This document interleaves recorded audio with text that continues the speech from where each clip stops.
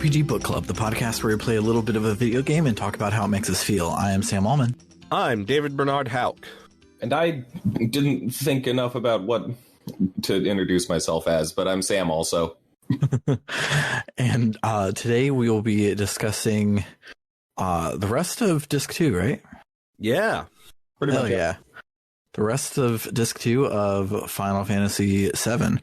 As a reminder, we are selling out hard and playing the most popular JRPG of all time to get that great search engine optimization so that we can have eyes on our poll to decide our next game, which is either Skies of Arcadia and Paper Mario, and it is currently not unanimous anymore. Whoa! We got a come from behind single vote for Paper Mario. So if you want to assist in the greatest upset of all time, there's only one more week to do so. So everyone come out of the woodwork and vote for Paper Mario. Imagining Paper Mario holding up a newspaper that says Skies of Arcadia wins. So while all you Paper Mario fans head on over to www.rpgbook.club to let your voice be heard, how was everybody's week or two or three or however many? I'm so tired all the time. Me too. I've been just randomly falling asleep. Like I'll put the kids down at 8 and then I'll sit down to decompress for a couple of seconds just to decide how I want to spend my night. And then in those couple of seconds, I'll fall asleep until about 10:30, be like, oh shit, then not be able to fall asleep at all the whole rest of the night. Daylight savings time is going great. Yeah, that's Nice. usually what happens to me if I get woken up in the middle of the night. It sucks. Yeah.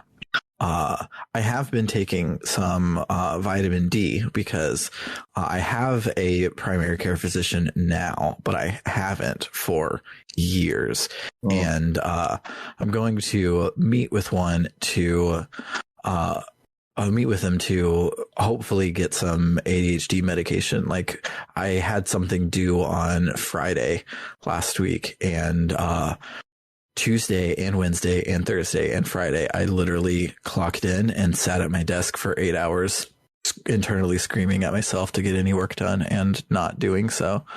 So my masking isn't working very much anymore. So I'm hoping to get a diagnosis and some medication. But while I was in the interim for that, my friend Deanne said that when she met with her doctor, he started her on vitamin D before giving her the heavier stuff later, because vitamin D deficiency and ADHD go very hand in hand.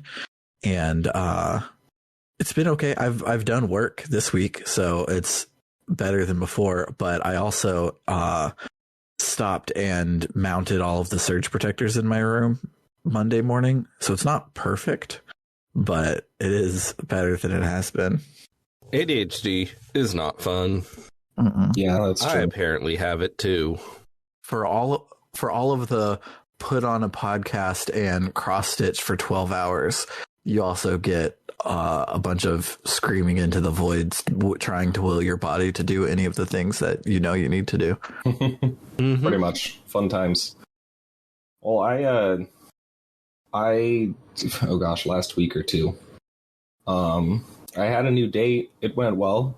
She's really cool, so that was nice. And then I also picked up a random game on sale on PlayStation, and I'm actually enjoying it quite a bit. It's called The Eternal Cylinder. It's by the same studio that made Xenoclash way back in the day.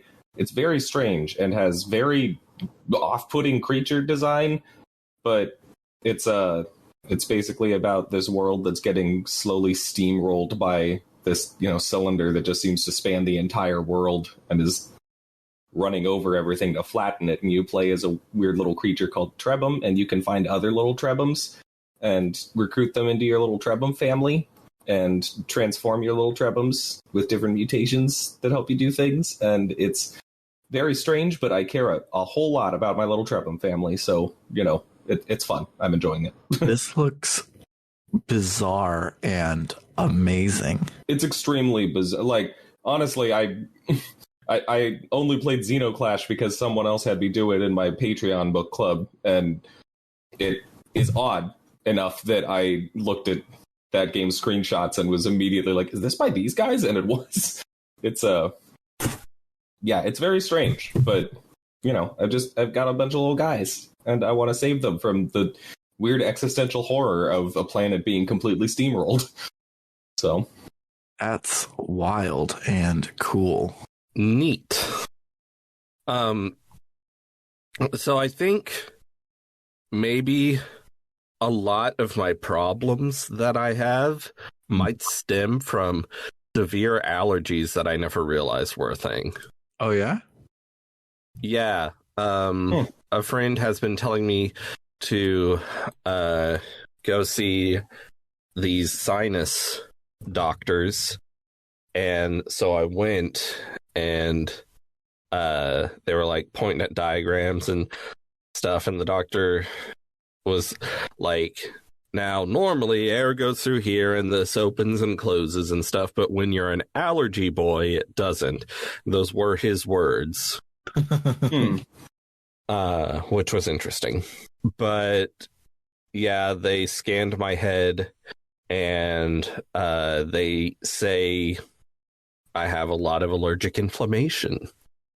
And this could presumably be the cause of why I very often feel congested, why I very often don't feel quite rested after sleep.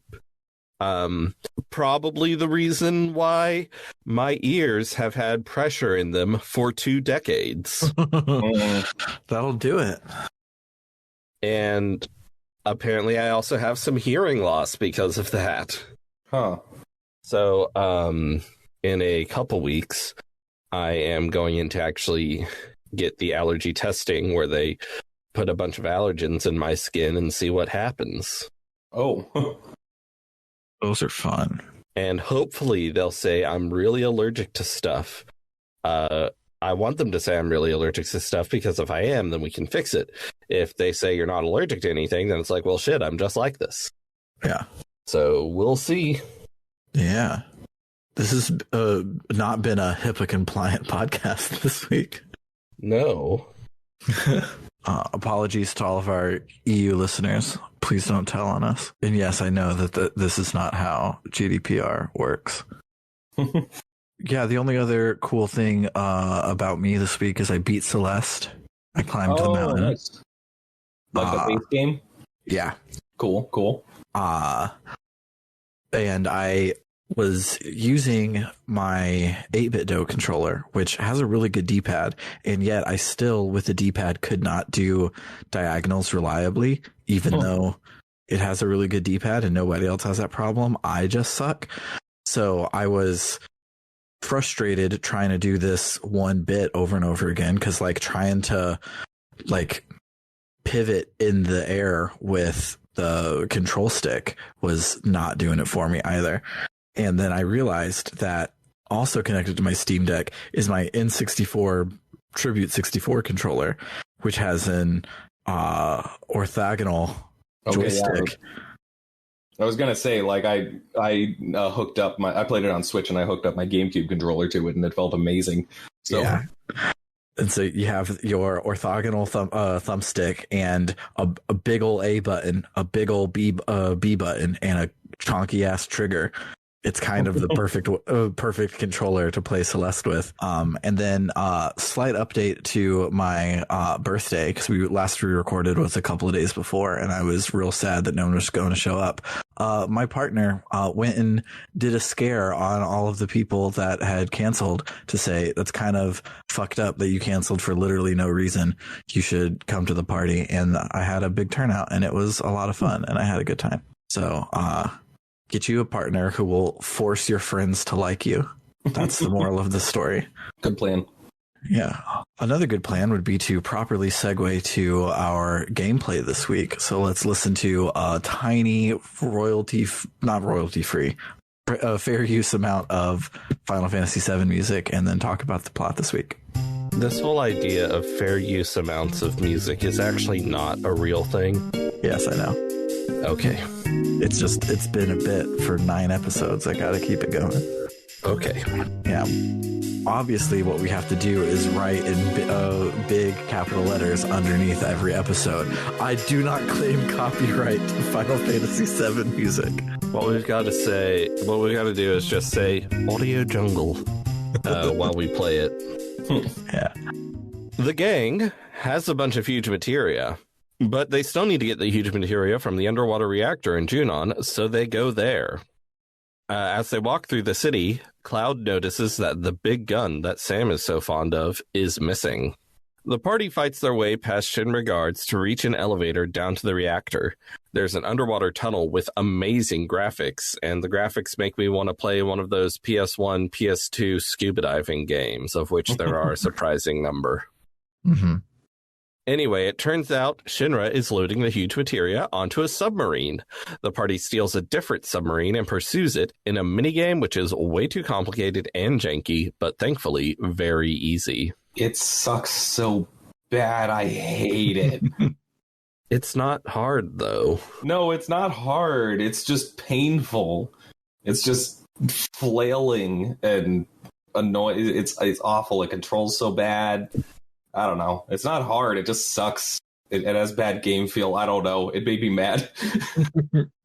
I love when the YouTuber who is famous for long, eloquent contemplations on video games, specifically about Final Fantasy VII, said, I don't know, I just hate it and it feels bad. Look, I'm talking about game stories, not game design. I don't know. It's bad. It's unpleasant to play. It be like that sometimes. Yep. So we shoot down the submarine, killing everyone aboard, and there's this weird thing where they're like, we gotta go stop by Junon before we collect the huge materia from that downed submarine. But, like, you don't actually have to. If you do go to Junon and go up to the airport, you'll see a plane flying towards Rocket Town, and Cloud will say they need to go there. But on the high wind, Ketchi will inform you that Shinra's going to Rocket Town, whether you went to Junon or not. So, be sure to remember to grab the huge materia, though, from the downed submarine. Yeah. So the gang heads to Rocket Town to see what Shinra's up to. And it turns out what Shinra is up to is preparing to launch the rocket. They filled it with huge materia, or the one remaining piece of huge materia that we didn't get if we've been successful so far. And they're going to shoot the rocket into Meteor. Sid is pissed off and vows to kick Shinra off his rocket. After the party fights their way into the rocket, the doors lock behind them and the rocket takes off. Palmer radios in to taunt the party a bit. Sid tries to alter the rocket's course, but it's not working. And it's every time. Luckily, there's an escape pod, so they'll just use that. There's this whole thing throughout this where Sid talks about how he believes in science, and maybe Shinra has the right idea launching a bunch of materia into Meteor. But then he's like, okay, we can take the huge materia, whatever. Cloud takes the huge materia in a weird minigame where you have to guess a combination of buttons within a time limit. Sid has special dialogue if you get it on your first try, which is cute. Anyway, the party heads towards the escape pod, but an oxygen tank explodes right as they pass by it. The debris pins Sid to the ground.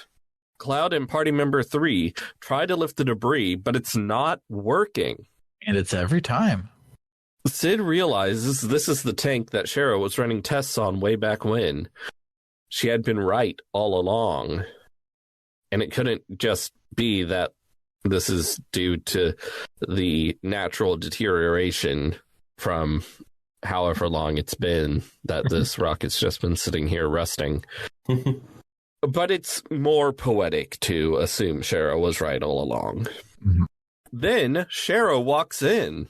She was also on the rocket for some reason. She just can't get enough of being on rockets when it's going to kill her.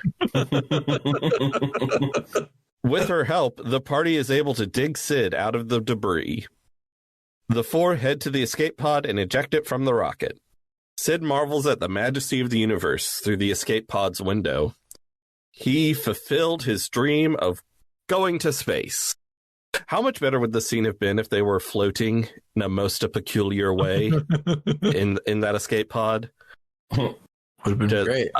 That would have looked real funny. But no, They're sitting. As the escape pod falls to Earth, the rocket collides with Meteor. There's a massive, blinding explosion. However, it's not working. And it's every time.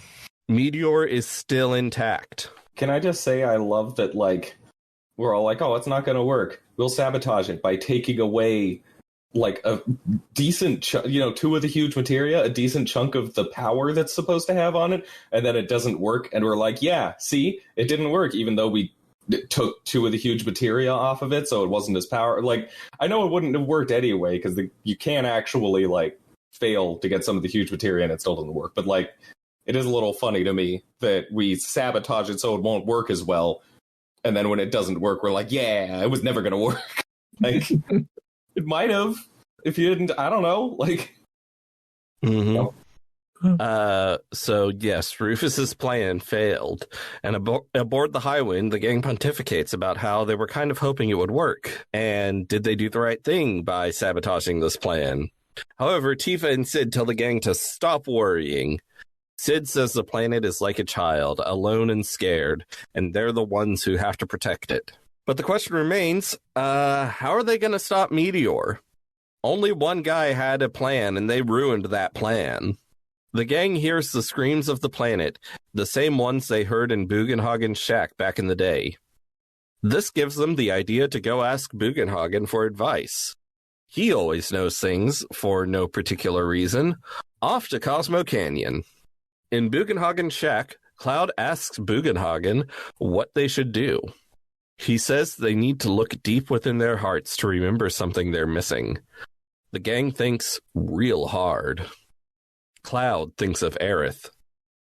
He says she was always by their side, so close that they missed the things she said and did. She said she was the only one who could stop Meteor.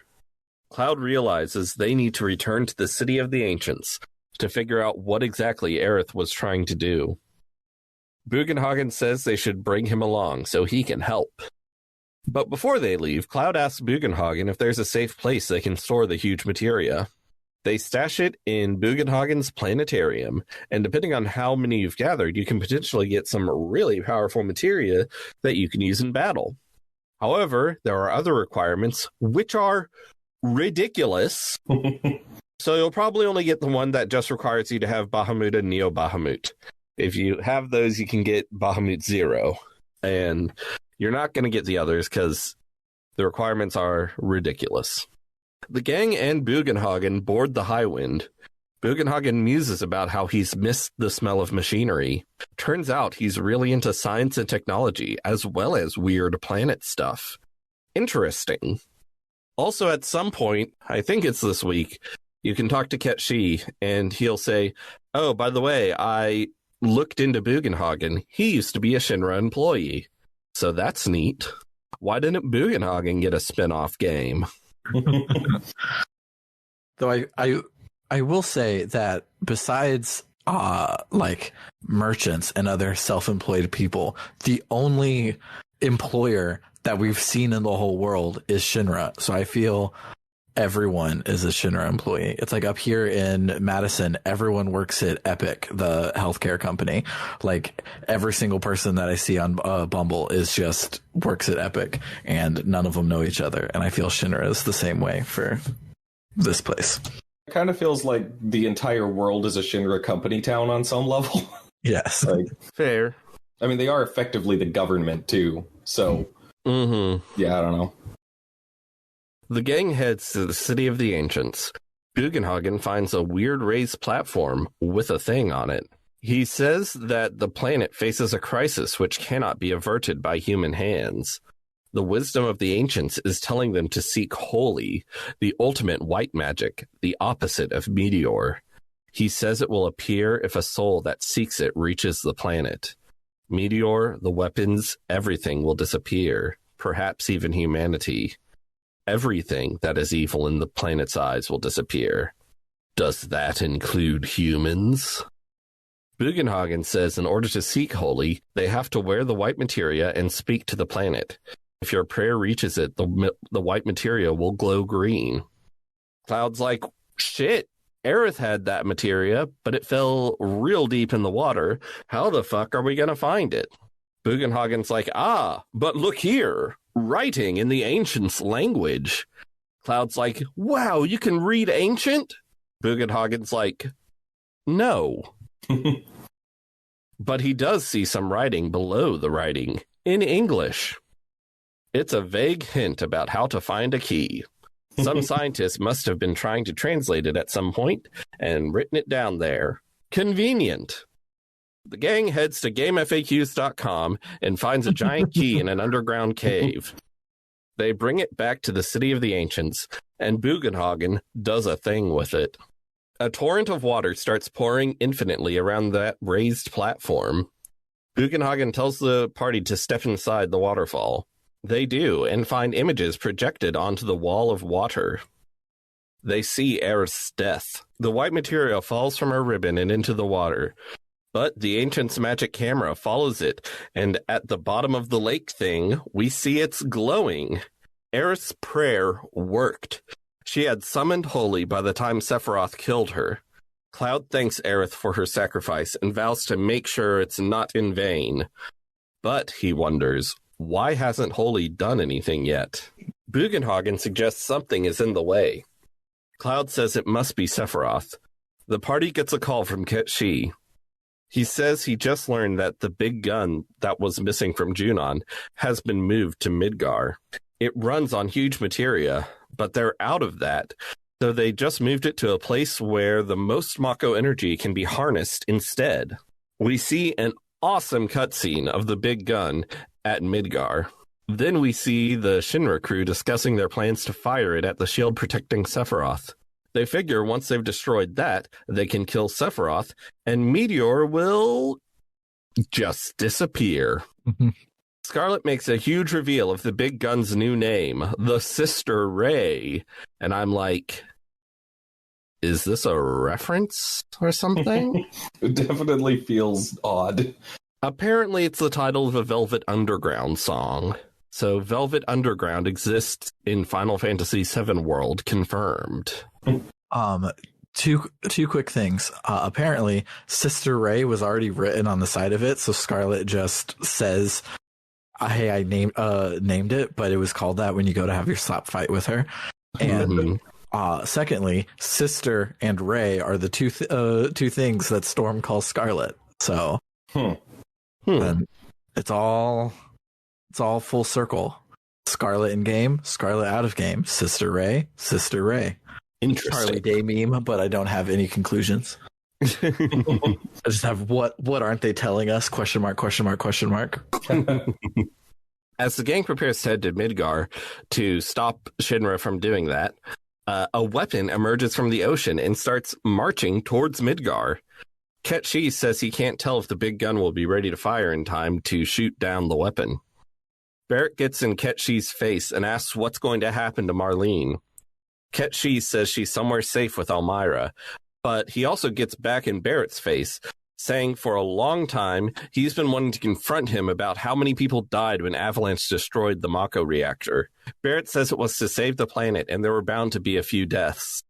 Ketshi says that what might be a few to Barrett was everything to those who died.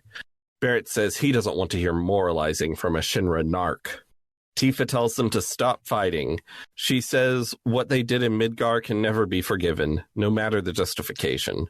She says she understands that Ketshi can't bring himself to quit Shinra because he's worried about the people of Midgar. Lots of difficult ethical questions have been raised here, which are above our pay grade as mere podcasters. Anyway, Cloud says they've got to go fight the weapon to protect Midgar. The party fights weapon. It's really hard. After a while, the weapon turns around and starts marching back into the ocean. Cloud says it senses something that's a threat to it. If I recall correctly, in the original translation, he says something like, "It senses murder." Yeah. Which is amazing. The party retreats to the Highwind. We see Rufus give the order to fire Sister Ray. We see another awesome cutscene where all the Mako reactors in Midgar flare up and pour all their energy into Sister Ray. The entire city goes dark. The big gun fires a beam. The recoil shatters the windows of Shinra Tower. Rufus does a cool hair flip like it's no big deal. But before the beam can reach it, Weapon fires a bunch of, energy ball things at Midgar. The beam pierces Weapon and continues out the other end. Cloud realizes the actual target is the northern crater. We see the beam destroy the shield at the northern crater. Then we see the Weapon's energy balls hit Shinra Tower. Rufus is engulfed in the explosion and certainly dies and doesn't come back. The gang heads to the northern crater to see what happened. The barrier is gone, but before they can kick Sephiroth's ass, Ketchi starts freaking out. We see Reeve talking with Scarlet and Heidegger and realize he's the one who's been controlling Ketchi all this time. It turns out somebody has overridden the Sister Ray's controls and is preparing to fire it again. But if it fires again before it cools down, the whole city could be destroyed or something, I don't know. We see Hojo at the controls of the Sister Ray. He says he's going to send Sephiroth all the cannon's Mako energy. Sephiroth, show me. It's almost time. Transcend the confines of science. In your presence, science is powerless. As much as it pains me to admit it, that is why you must show me. Ketchi tells the gang what's happening, and the gang's like, just shut off the Mako reactors. Ketchi says they can't because of reasons. He says they need to get to the Sister Ray and stop Hojo. Back in Shinra Tower, Reeve tells Scarlet and Heidegger to stay out of the Planet Gang's way when they get there. They're like, no, we hate those guys. We're going to kill them. Also, you're under arrest. Some guards take Reeve into custody, but apparently don't take whatever he's using to control Ketchi, so luckily we don't lose access to everyone's favorite party member. The gang flies to Midgar. They can't just walk in due to the city's on high alert, so they'll have to take a cooler approach. They parachute into the city, and it rules. We have a big dungeon, which is a bit of a pace killer, but eventually the party runs into the Turks. Reno, Rude, and Elena state their determination to carry out their orders regardless of the president's fate and the impending apocalypse. We have a boss fight, which is not that hard.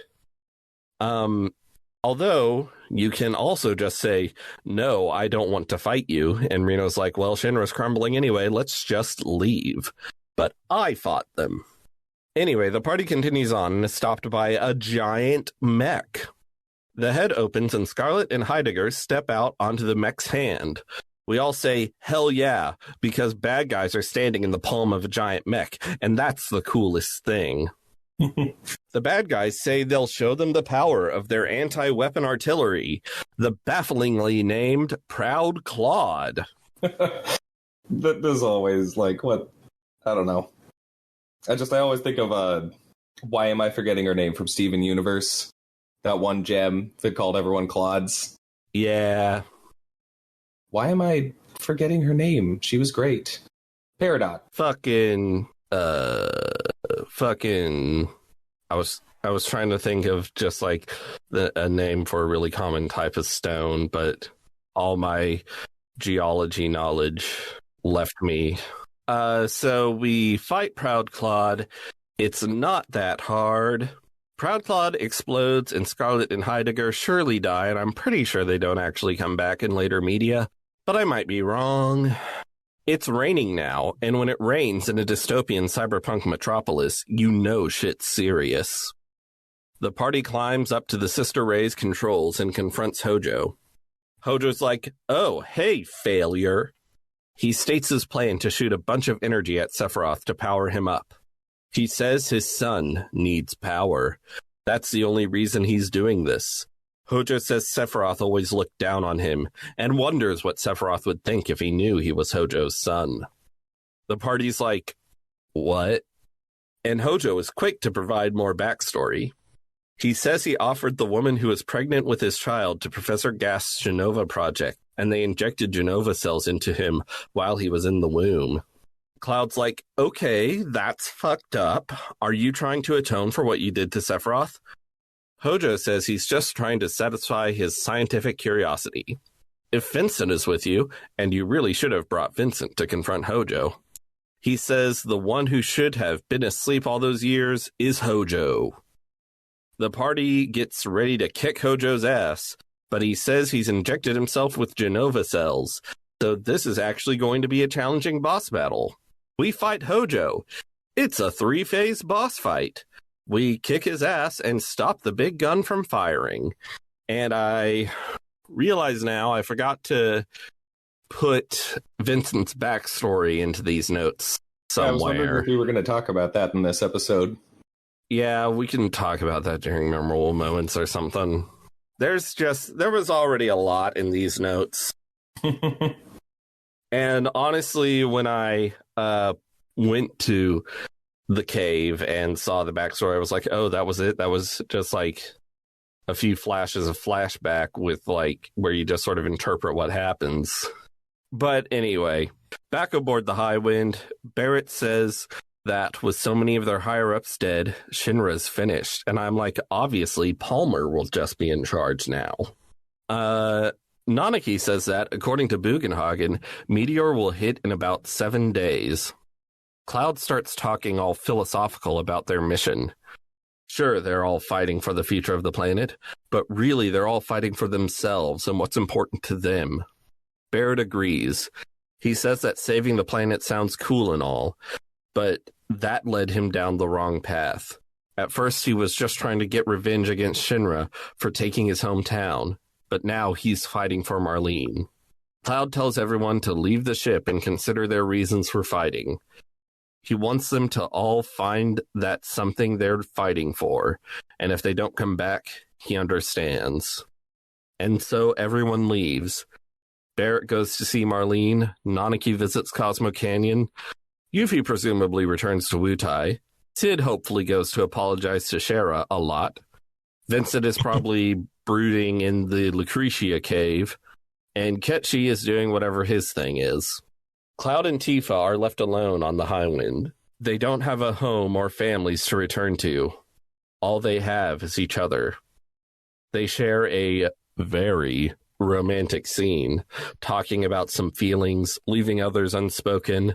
There's a time skip during which they may or may not totally do it. There's this silly fake out where it's like, is everyone actually going to return? But they all do. It's okay. This isn't a mother game or something. They're not going to pull something like that. There is, in some alternate universe, there is a version of this where, like, each character only comes back if you completed their side quest or something. Uh-huh. That is called the universe of Mass Effect 2. I was going to say it's like that, except they die in that one if you didn't do this. Yes. The party is filled with determination to take the chance Aerith gave them to save the planet. They head to the northern crater and to Sephiroth. Please insert Disc 3. We are officially 2/3 of the way into the game. Yeah, was surely a third of the game remaining. Mm-hmm. Yeah, it's hilarious. So what's also hilarious, so a little inside baseball for you listeners at home. Scarlett came up and needed something, so I had to step away from the microphone, and I stepped away shortly after it cuts to Hojo smashing on the keys, and then when I came back, we were at the end of that segment. That's the speedrun skip, and I actually have never seen, and now have also never heard the section of Final Fantasy that from that skip, because I accidentally did it on the when I played it the first time, and I hadn't played yet this week, so I still don't know what happens on the Return to Midgar section because I have now skipped it for a second time. Well, weird. The Return to Midgar section is real cool. Yep, yeah, I'm excited to play it probably later tonight. But yeah, let's listen to some more music, and then we'll talk about the first 2/3 of this game.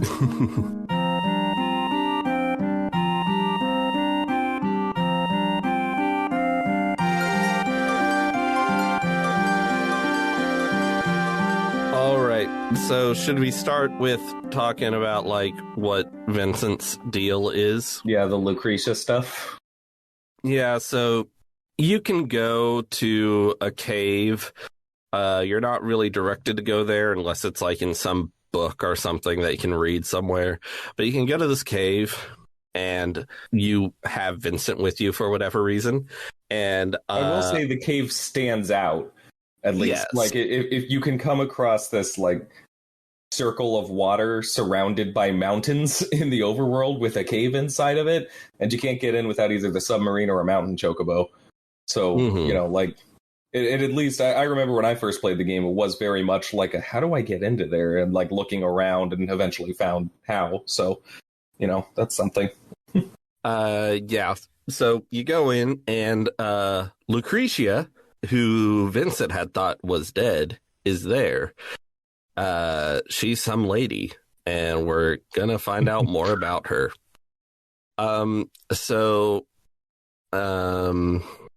Maybe I should just read this section of the Final Fantasy wiki. Go for it. Sure. FinalFantasy.fandom.com. I'll squint through all the ads.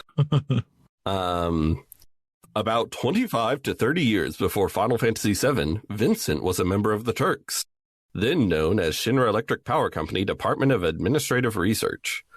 When he was assigned to supervise the Genova project in Nibelheim, he fell in love with a scientist named Lucretia Crescent, an assistant to Gast, Baramis. I love how everyone has a last name and it's never said. When he discovered her link to his deceased father, Grimoire Valentine, blah, blah, blah, blah, this stuff isn't relevant. Lucretia entered a relationship with her associate, Professor Hojo. Him?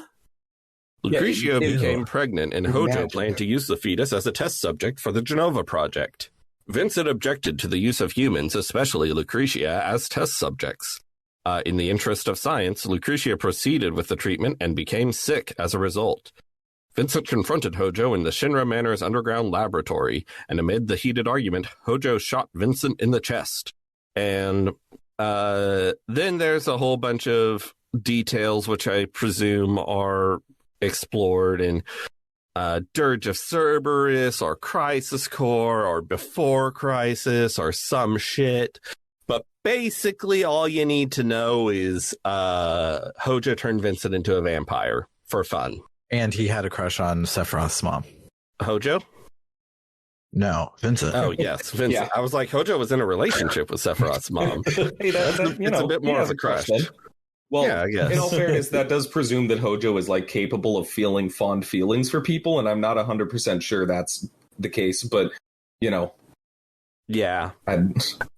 So we get all that from a series of quick flashbacks, and back in the cave, Lucretia is like, I'm not sure what's going on.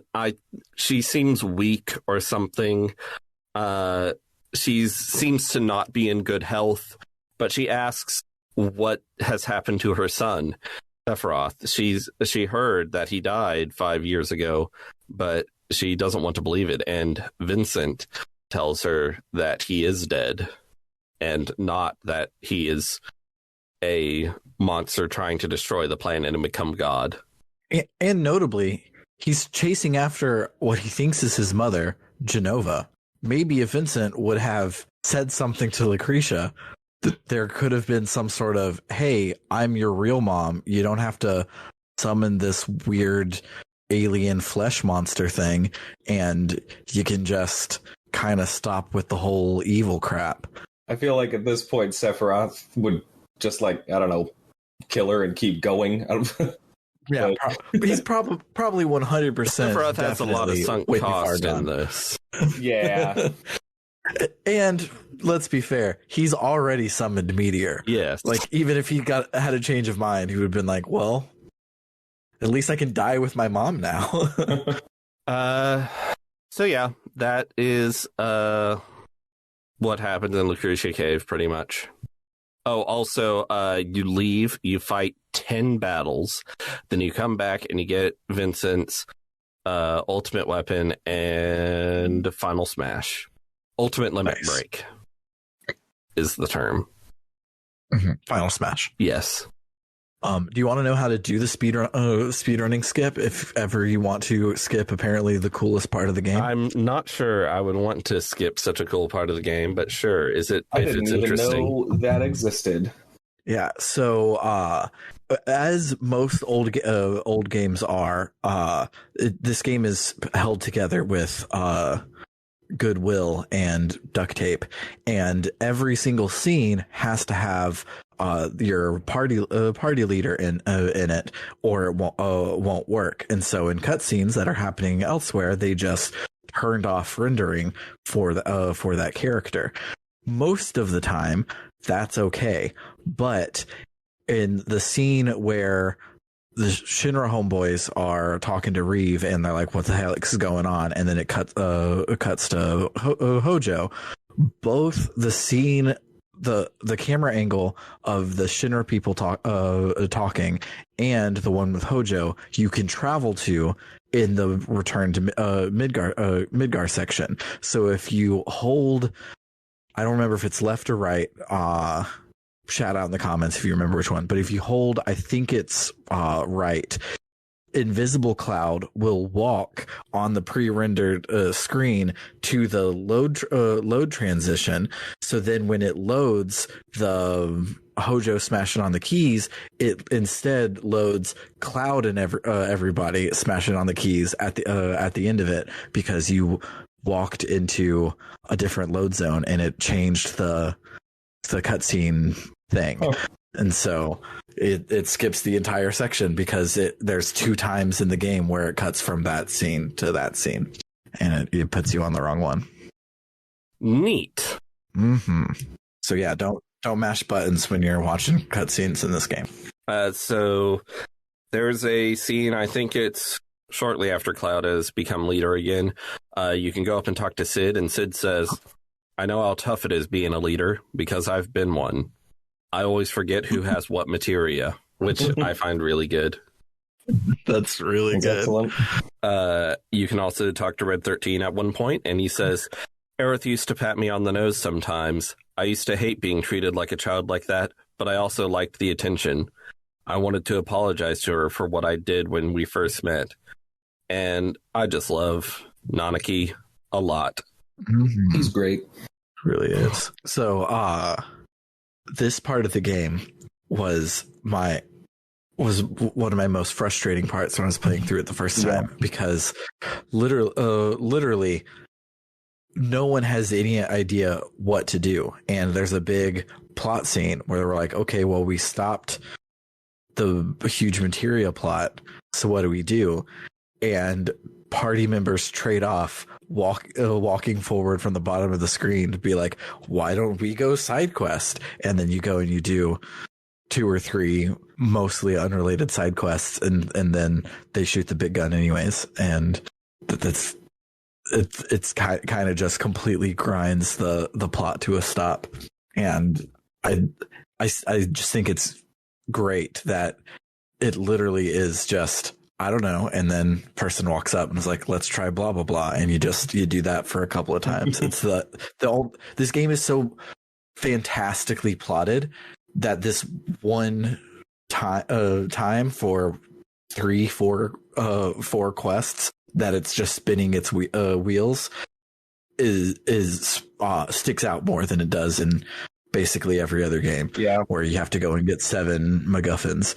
Here it's like, oh, you have to do 3 characterful side quests, but there's just no reason to do them besides the fact that the game wants you to. Yeah, it sucks because I can see this part working as kind of like an aimless thing, right? Like the world's kind of coming to an end. There's a degree to which you're just like not sure what to do, so that feeling could kind of work. But we just came off of one of those situations with Cloud being gone. Like that's what that felt like after that, is like, what are we even gonna do now? Where do we go? What's going to matter? So it doesn't hit like it might otherwise, and instead it just feels kind of weird and directionless.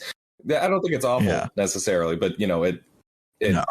You're right that the game is so well paced usually that this feels off. And I wouldn't even mind if the characters didn't walk up and say, well, I mean, we haven't resolved my plot line yet. Can we go do that real quick? If it was, I don't know what to do, and there were 4 different things for you to stumble on, like, yeah, it would feel weird having 2 of these sections separated by 30 minutes of cutscene, but still, it would at least not be as very weird of just, oh, I got a phone call on my robot Moogle that we should go and do a thing over here, and we should go check in on Shara and see what's up there, et cetera, et cetera. I will say, like, as a general rule, one thing that the RPGs of this era and before weren't all that good at, oftentimes, even the good ones, is actually ensuring that the player knows what they're supposed to do and where they're supposed to go. Because, it doesn't have like a quest list or a journal or whatever. Yeah. And so oftentimes, if they don't communicate something clearly enough in the writing, like in the dialogue scenes or whatever, then, you just kind of have to run around and think about, okay, well, where would it make sense to go next, I guess. And that kind of thing does happen in a lot of the best ones. This Chrono Trigger, like, it's just a common thing for JRPGs early on. Mm-hmm. And, it makes, it occasionally just makes things weird. And this is one of those times. Yeah. And the best thing about this is that it can be solved with writing.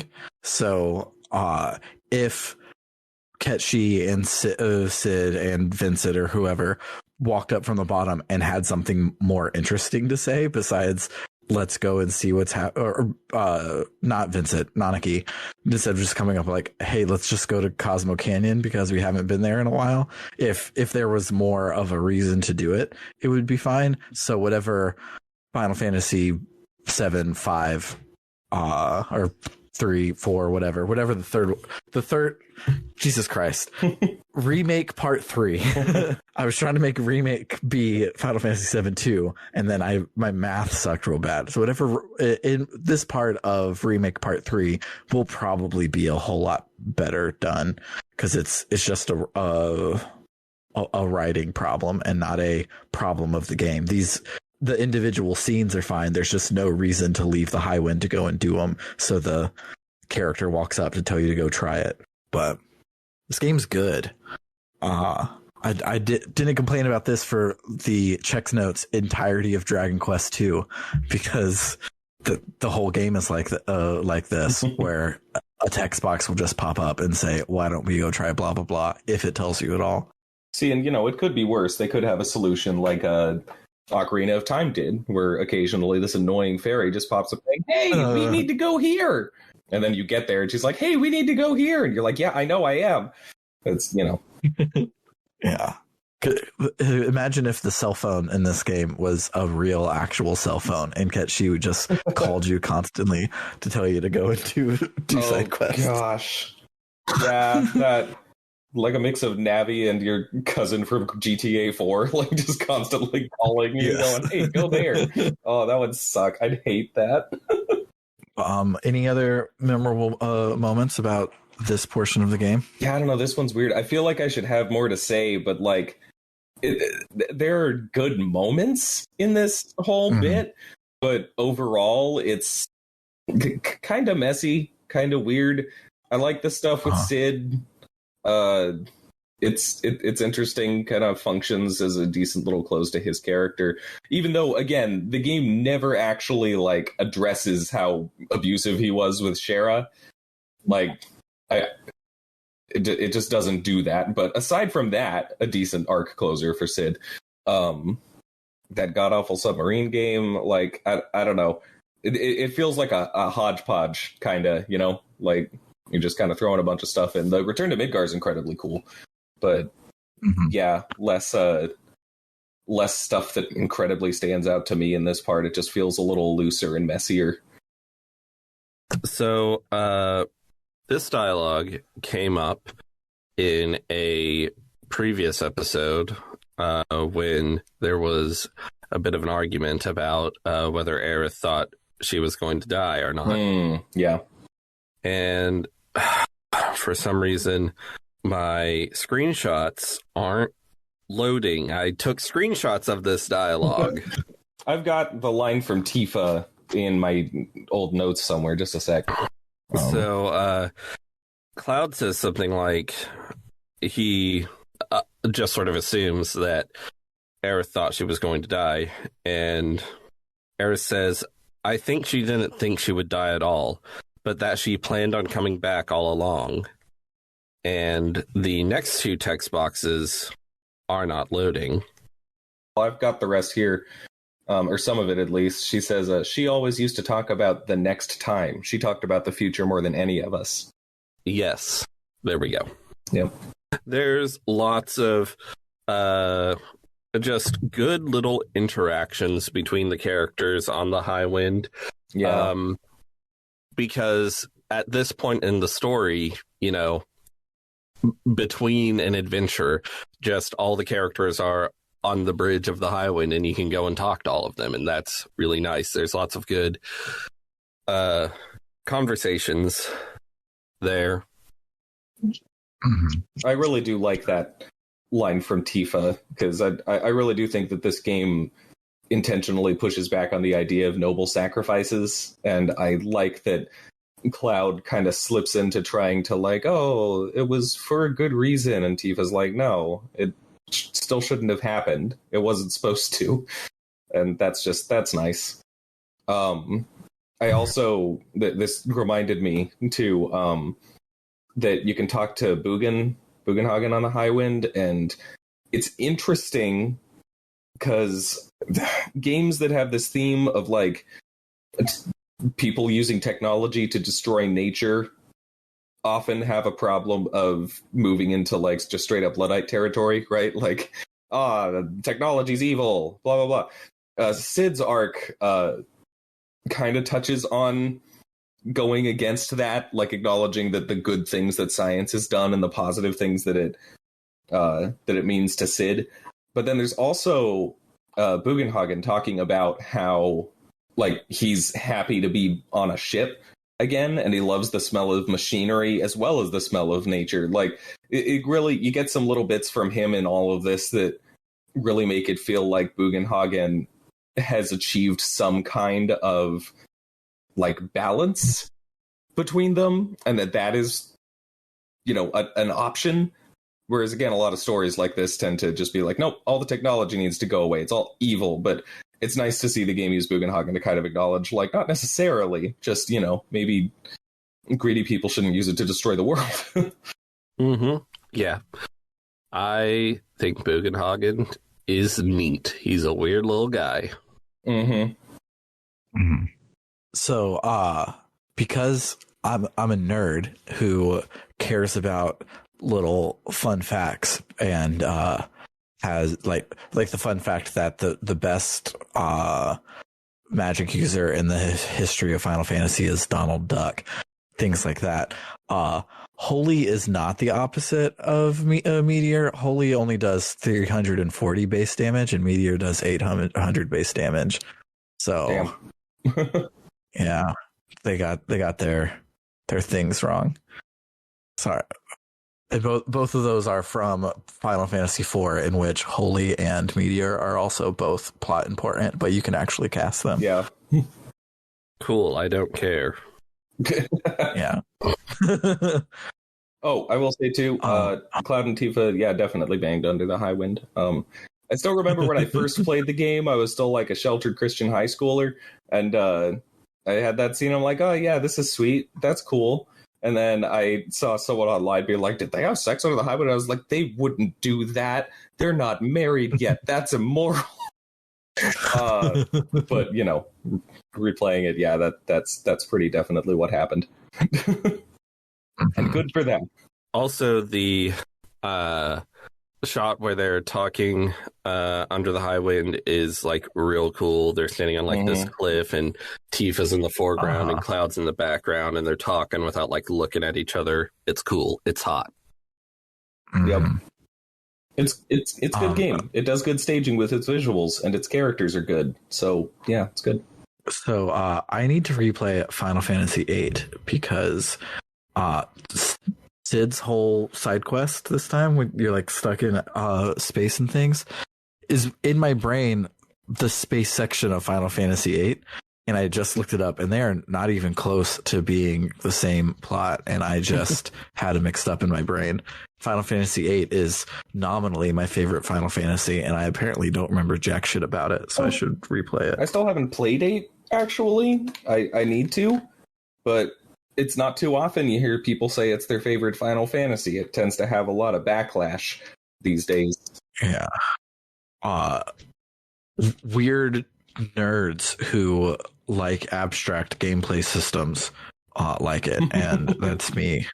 It has almost no resemblance to any other RPG of any sort, and they stuck a Final Fantasy name on the front of it, and I like it a lot. Gameplay wise, like plot wise, it's very, very much the next game after this one, but gameplay wise, like you don't have equipment in the game. You have magic is consumable, and you equip that magic to your different stats to get different pluses and minuses to all of your stats.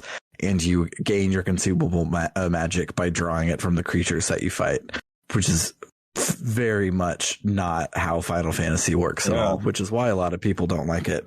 But it's crunchy and weird. It's definitely in the Star Trek rules of Final Fantasy, where you have a systems game, then a plot game, and then that goes back and forth. It doubles up 2 plot games in a row for 6 and 7, but then 8 is definitely a systems game. Its plot is still really good, but it is for crunchy nerds that like to do weird systems shit. Yeah. It is fun to, which is me. Yeah, it is fun to remember how much Final Fantasy actually experimented early on. Like, it's tempting in broad strokes to say that the games mostly play the same because they're mostly the same, turn-based base. But in turn-based battle systems, really, like the actual moment-to-moment thing of like commanding your characters is really that's not where the gameplay is. The gameplay is in like the other weird little systems surrounding it. How you equip, strategize, build, all those, like how you prepare for that, sort of what your overall strategies are. And that can vary so wildly between a number of Final Fantasy games. It's just always fun to remember how much they actually have tried a bunch of weird shit. Yeah, like broadly, 4 through 9 are the same game, like gameplay wise, but mechanics wise, not even close. Yeah. And that's cool, and I like it. But yeah, anything else to say about the side quest chapter? I think that's it for me. Awesome. So that'll do it for the week. If you like what you heard today and you want to help us offset the costs of running the show, head on over to www.rpgbook.club, where any and all donations are put back into the show to make it better, to offset hosting costs, buy games, things like that. If you donate $1 or more a month, you get in at our Gadabout tier, which will get you access to our Book Club no Kaseki episodes a month before everyone else, as well as be able to vote on our polls to decide what game we play next, much like the one that's live right now, covering Bernard's auto-buy RPGs, either Skies of Arcadia or Paper Mario. If you bump up your monthly contribution to $5 or more a month, that is the Warrior tier, and you'll also get your name shouted out at the end of every episode, just like this. Shout outs to Floris, to Kaldron, to Freddie Rodriguez, Bernie L. Taylor, Aaron524, Anthony Lerma, Vim K, Jfro Prime, and Doho. And then if you really, really like us and you want to bump up your monthly donation to $20 or more a month, we'll not only read your name, but give you a 1-sentence shout out to whatever you want. The idea is for this to be a URL for your Twitch stream or your YouTube channel, or just to make me say something stupid. Right now we have 2 luminaries. First up is Eliza Tantavi, and they want you to check out the Tabletop RPGs for Trans Rights in Florida bundle on Itch.io. The link will be in the description, and also you can Google it, and it's the top hit. Our other luminary, Carr, is a dentist, so his shout out is not for a Twitch stream, but for your own mouth. He asks that you brush your teeth twice a day, most importantly, the time right before you go to bed. For RPG Book Club, I have been Sam Allman. I'm David Bernard Hauk. And I am Sam the Game Professor. Toodaloo, folks.